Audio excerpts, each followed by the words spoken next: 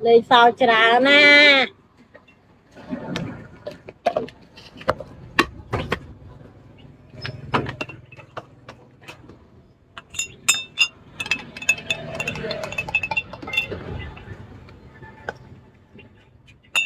rồi một cái này Ông sao lắng rồi.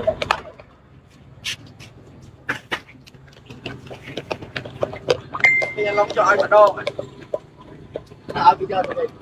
tôi kêu con hai không vô mà lên sao thôi cả riêng nó phải hai bên tới thường đâm lưới nó trâu lời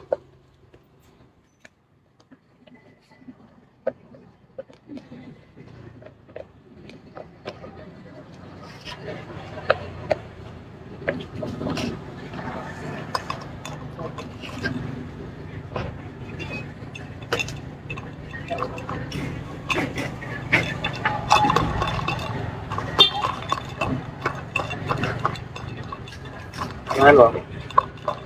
không muốn con đồ Cô cho phi.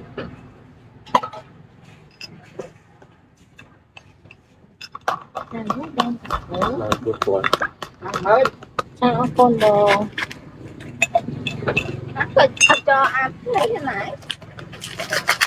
cuộc sập môi nè Mình phải đặt tay.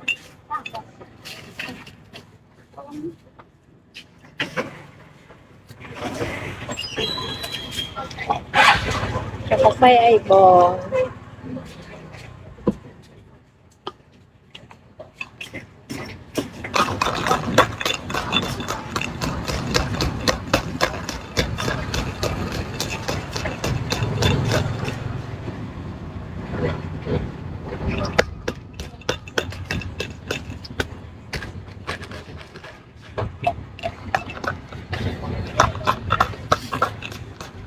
Ê! Ăn từ lòng chợ đầu này ơi. Ăn được tất gật đầu.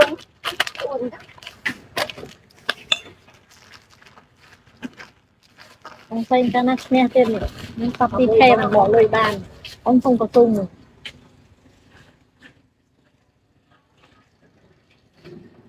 có cảnh bánh trọc tung là bánh trọc ơi để hàng cũng chụp sân nè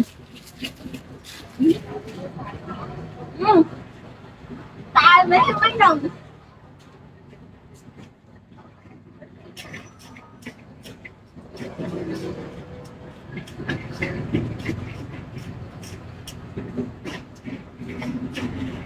để hai ông chụp lại ăn hạt vô một copy khe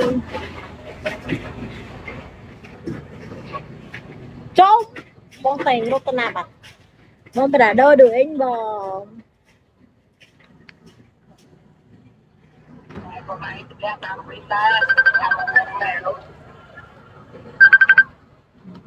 dùng tay một ngút mắng mắng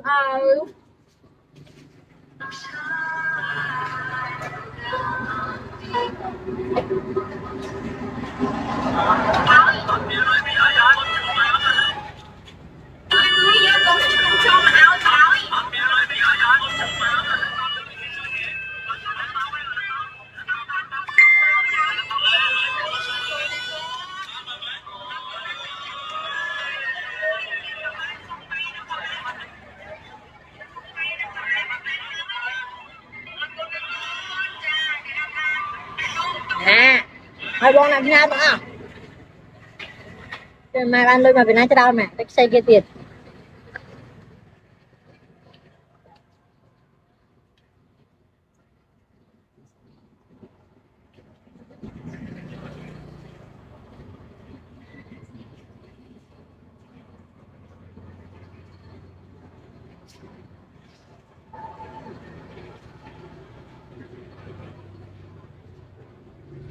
không là đôi nhân luôn mình chót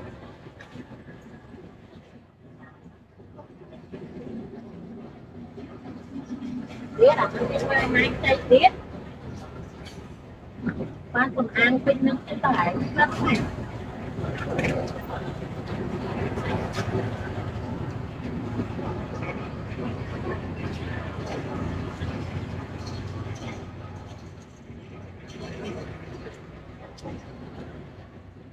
nhà mới nên mình chóc